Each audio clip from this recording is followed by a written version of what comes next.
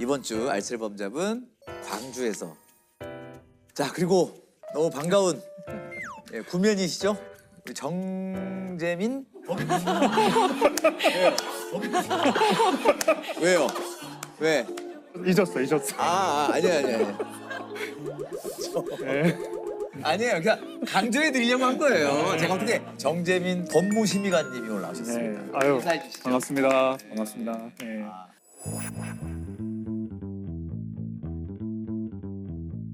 오랜만에 뵀는데 얼마만 저희가 작년 여름에 끝냈나요? 여름에 뵙고 처음 뵙는 것 같고요. 그렇죠. 여름에 끝났죠. 뭔가 이제 좀 뭔가 이별한 오랜 친구나 뭐 연인을 다시 본 느낌? 저는 심의관님이 항상 어제도 뵀던 것 같고. 근데 이름 왜 몰라요? 사건입니다. 그러니까 세간에는 이제 도가니 사건으로 네. 많이 알려져 있었죠. 그때 뭐 도가니 영화 나오고 또 소설도 나오고 했을 때 이제 온 국민들이 크게 이제 분노했던 사건인데요. 이 사건은 2000년부터 2004년 사이에 그 인화학교라는 학교에서 교직원들이 그 청각 장애인인 그 학생들을 집단적으로 성폭행, 성추행 또는 이제 그냥 일반 폭행을 했던 사건입니다. 그러니까 이 특수학교인데 이제 청각 장애인들을 교육하는 그런 곳이고요. 언어장애가 있는 18살 여학생의 손발을 묶은 뒤 성폭행하는 행정실장. 그때 두 사람 얘기하더라고. 그래서 확실하냐 이름을 딱 쓰대. 그 두 사람이 누구였습니까? 학교 생활 보육교사하고 또 교장 선생님. 아이들이 성폭행 당했다는 증거를 정황을 전혀 우리가 캐치를 못하고 과연 이렇게 교사로서 우리가 맞는가.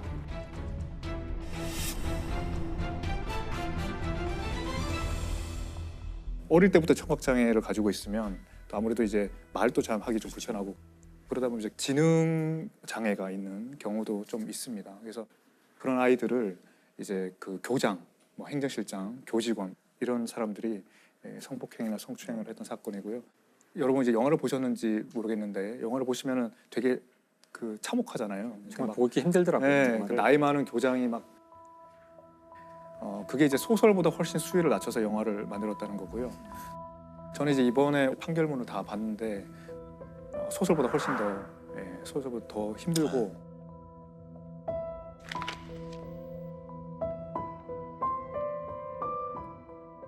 아예 뭐 밤부터 새벽까지 막 묶어놓고 성폭행도 하기도 하고 정말.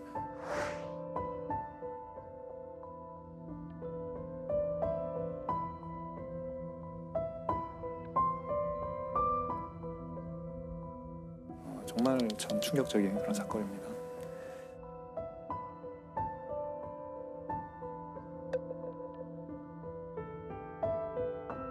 수사 결과 밝혀진 것은 가해자가 이제 6명, 피해자 아이들은 한 9명 정도 나왔고, 근데 뭐 누구나 뭐 짐작할 수 있듯이 실제 피해 규모는 그보다 훨씬 많을 거라고 그렇죠. 네. 많이들 생각하고 있습니다. 이렇게 오랜 시간 동안 피해가 있었음에도 좀 뒤늦게 밝혀진 이유가 뭘까요? 한마디로 말하면 좀 폐쇄성 때문인데요. 첫 번째로는 이 학교의 모든 관계자가 다 가족입니다. 그러니까 이사장이 있고요, 교장은 이사장의 맞이고요, 네. 행정실장은 이사장의 차남이고요, 그러니까 이사는 또 부인이고요. 네. 뭐 그런 식으로 처제, 동서 막 이런 사람들이 다 교감, 이사, 이런 감사 다 이렇게 장악하고 있는 거죠. 가족들이 운영하는 네. 학교 법인이군요. 그렇죠. 예. 어. 또 기숙학교입니다. 그래서 이 뭐 출입을 다 통제하고요. 교사들이 있지만 교사들이 여기 들어갈 때 기부금을 좀 불법적인 기부금을 내고 들어갑니다. 뭔가 서로... 나쁜 일이 있어도 쉽지 않은 거죠. 그런 게 이제 하나가 있고, 또 하나는 이제 피해자들이 청각 장애가 있으니까 이제 언어 표현을 잘 못하고 피해를 자기가 논리적으로 이렇게 설명하기가 되게 어려워요. 또 이 아이들의 부모님도 굉장히 건강한 분도 있겠지만 장애인들이 꽤 많으셨어요. 그러니까 뭐 청각 장애인이시거나 아버지가 돌아가셨거나 어머니가 또 지적 장애가 있으시거나 이렇게 하니까 여기서 이제 무슨 일이 뭐 아주 그렇게 성폭행 같은 심각한 일이 일어나도 이게 외부에 잘 알려지지가 않고요. 그렇기 때문에 이제 잘 드러나지 않았던 특성이 있습니다. 어떻게 알려지게 됐나요? 이 사건은 2005년도에 이 내부에 이제 교사가 계셨는데 그분도 청각 장애가 있으세요. 예. 근데 그분이 학부형한테 이제 전화로 신고를 받은 거죠. 우리 딸이 행정실장한테 이런 몹쓸 짓을 당했다고 한다. 그 선생님도 이제 여러 가지 문제로 그 재단에 밑보이면 안 되는 입장이잖아요. 근데 이거는 그냥 물에 빠진 아이를 보고 구해줄 수밖에 없는 그런 상황에 자기가 마주하게 됐다는 거죠. 굉장히. 지하철 초반에서 몹쓸 했다고 피해 학생이 저한테 말했는데 농학생들이 겪은 고통 피해는 제가 바로 겪는 고통과 같다고 생각하고 있기 때문에 결코 그대로 침묵할 수 없었습니다. 어떤 식으로든 피해 학생들을 구제하겠다는 생각 그 일념뿐이었습니다.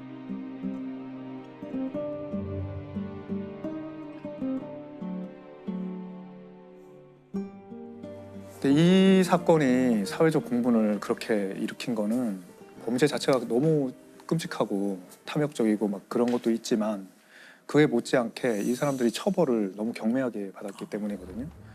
그러니까 뭐 10몇 살짜리 강간한 교장이 결과적으로는 징역 2년 6월에 집행유예 3년.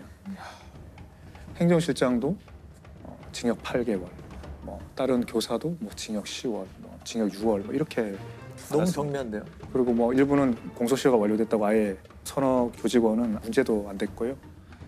당시 가해자로 지목된 6명 가운데 4명만이 실형을 선고받았고 이들마저도 항소심에서 집행유예로 풀려났습니다. 그러니까 저도 제가 판사 때 이 사건이 나왔는데요. 이게 지금 와서 돌아봐서 이제 여러 가지 이 원인이 뭘까 생각해 보면 뭐 크게 두 가지인 것 같습니다. 그 당시 법이 가해자에게 좀 유리한 측면들이 있었고요. 기본적으로 성범죄가 다 친고죄였습니다. 친고죄라는 거는 피해자가 고소를 해야만 수사를 진행할 수 있고 또 재판을 할 수 있는, 판결을 할 수 있는 그런 거였거든요. 피해자가 고소를 안 하고 있거나 피해자가 처음에 고소를 해도 합의를 해가지고 고소 취소가 되면 그냥 그 순간 수사도 중단하고 재판도 중단하고 그냥 처벌을 면하는 그런 시대였죠. 지금 시대는 안 맞는 거죠. 예. 그리고 두 번째는 이제 고소를 하더라도 고소의 기한이 정해져 있었어요. 예. 고소를 그냥 아무 때나 할 수 있는 게 아니라요. 그렇죠. 범인을 안 날부터 1년이거든요. 예. 그 당시 법이 범인을 안 날부터 1년이에요. 아 그래요. 이 사건에서 어떤 아이가 피해자인데 얘는 지금 무섭고 부끄러워서 이 피해를 말하지도 못하는 상황이었어요. 근데 이제 막 사건이 문제가 돼서 다른 아이의 대한 수사가 진행되고 있었어요. 그럼 경찰에서 참고인으로 이제 불려가서 얘도 조사를 받잖아요. 그 조사를 받는데 아직은 자기 사건이 문제되지 않은 상황이거든요. 근데 법원에서 그때 남의 사건이 문제됐을 때 그때 경찰 만났으니까 그때 고소할 수 있었잖아. 그 시점부터 계산하는 거예요. 근데 어른도 쉽지 않죠. 이거 내 사건을 말했을 때 수사가 제대로 될 것인지 불이익은 없을 것인지 무서운데 아이가, 그것도 청각 장애 아이가 그냥 친구가 조사받는데 거기 경찰서 간 적이 있다고 그때부터 1년 전에 있었던 사건을 이제 뭐 고소 못한다 이렇게 판단을 한 거죠. 그래서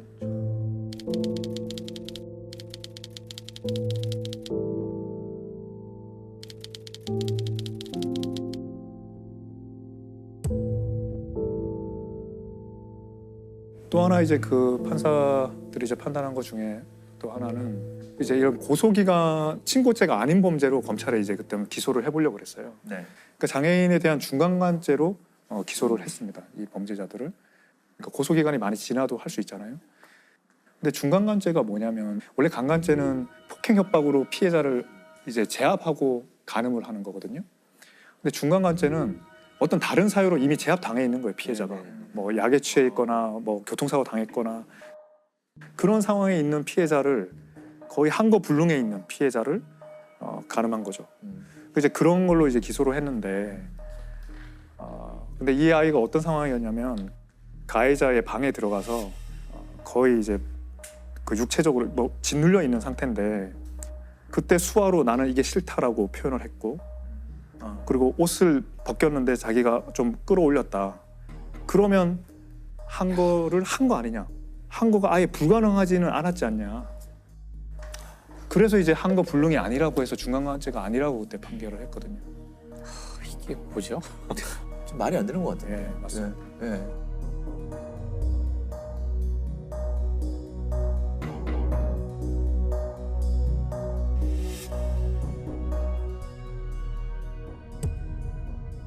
지금도 마찬가지예요. 사실 아동 피해자도 그렇지만 실제 중간간 사건의 유죄를 입증하는 것 자체가 수사기관에서 사실 어렵죠. 그러니까 의식이 조금이라도 있었거나 한 거 불능이라고 보기 어려운, 그러니까 뭔가 무엇이라도 내가 한 거를 조금이라도 할 수 있었던 상황이 된다? 맞습니다. 그럼 이건 중간간 상황이 맞습니다. 아니에요. 한거 불능이 아니기 때문에 중간간이 아니다가 그렇죠. 무죄가 되는 거예요. 네. 그게 일반인들한테도 그렇게 적용하면 굉장히 너무 엄격하고 불합리하고 정의롭지 못한 판결이 나올 수밖에 없는 그런 해석인데 이 피해자들은 아이들이고 그렇죠. 장애가 있는 아이들이잖아요. 그러면 그런 애들에 대한 해석은 똑같을 수가 없어야 되는 거 아닌가 그런 생각이 있거든요. 이 경우에 한거 불능이 아니면 도대체 뭐가 한거 불능일까? 참. 그래서 이 이후에 이제 영화 도가니가 나오게 된 거죠. 예. 그러니까 이 판결이 뭐 보시다시피 이제 굉장히 납득하기 어려운 판결이고 형량이잖아요. 봉정 작가가 이 도가니라는 도가니. 소설을 이제 2009년에 써서 알려졌고 이게 영화화되면서 이제 널리 알려졌는데 왜 이 사건을 소설로 썼나 그 이제 여기에 이제 작가의 말에 있습니다. 이 판결이 나오던 선고되던 날 그 법정에서 이 학교의 아이들, 청각장애인 아이들이 많이 와서 봤어요. 근데 그 아이들이 이제 어떻겠어요? 이 선고되는 거 보면서 정말 너무 이제 분노하고 슬프고 이 말로 표현할 수 없는 그런 좌절감을 느꼈을 거 아니에요? 그러니까 그거를 인턴 기자가 이제 썼던 거예요. 그 기사를. 그걸 보고 이제 공쟁 작가가 이거는 내가 소설을 써야겠다 이렇게 마음을 먹었답니다. 근데 그 인턴 기자가 뭐라고 썼는지를 제가 좀 읽어드리겠습니다. 예, 이 소설을 처음 구상하게 된 거는 그날의 법정 풍경을 그린 젊은 인턴 기자의 스케치 기사였다. 그 마지막 구절은 아마도 집행유예로 석방되는 그들의 가벼운 형량이 수화로 통역되는 순간 피고인 박보현 징역 8개월에 집행유예 2년 피고인 이강복 징역 6개월에 집행유예 1년 피고인 이강석 징역 6개월에 집행유예 1년 검찰 측은 피고인들의 석방에 필요한 절차를 진행해 주시기 바랍니다.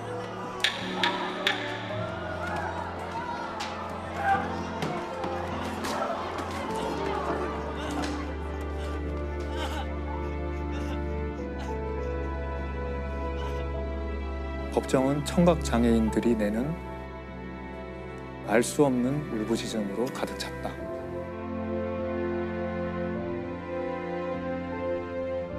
너무 슬픔의 광란의 도가니 뭐 이런 의미로 작가가 쓰지 않았냐 이렇게 추측도 하셨는데 원래 도가니라는 이름은 쇠를 녹일 수 있을 정도로 뜨거운 어떤 그런 그릇 같은 거라는 겁니다. 또 아니면 이제 슬픔이나 강한 감정에 격정이 들끓는 그런 상태를 말하는 건데 이 학교, 이 법정 얼마나 들끓었겠어요. 그 좌절감과 슬픔과 분노 이런 걸로 그 도가니를 말하는 거 아닌가 그런 생각을 했습니다.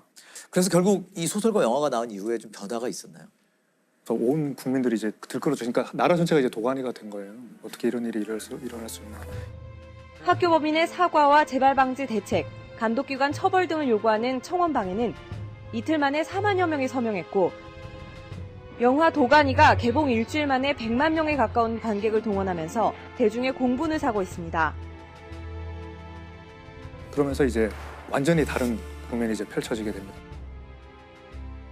일단 특별수사팀이 경찰에서 15명이 이제 구성이 됐고요. 예전에 불기소됐던 그런 부분들도 다시 수사를 해가지고. 그럼 원래 기소했던 건으로 다시 기소를 하게 되는 건 안 되지 않나요? 그 재판받은 거는 이제 건드릴 수가 없는 거고 네네. 일단 무혐의한 게 있어요. 증거 부족하다는 걸. 그럼 이제 추가 증거를 찾아가지고 기소를 한 거죠. 네. 예를 들면 행정실장이 범죄가 제일 문제가 되는데 밤부터 새벽까지 성폭행하고 묶어놓고 성폭행한 그런 것들이 기소가 되고 징역 12년이 나옵니다. 10년이 나오고 2심에 가서 이제 8년으로 감형이 되는데요. 검찰 구형보다 더 세게 나오고 그리고 인하학교도 2012년에 폐교가 됩니다. 사람으로서 누려야 될 기본적인 권리와 책임을 방기한 사람들, 그것을 관리 감독해야 될 책임이 있지만 소홀히 하고 방기한 우리가 이 자리에 모인 것입니다. 장애 학생 성폭행 사건을 다룬 영화 도가니의 실제 범인인 광주 인화학교 전 행정실장에게 징역 8년이 확정됐습니다.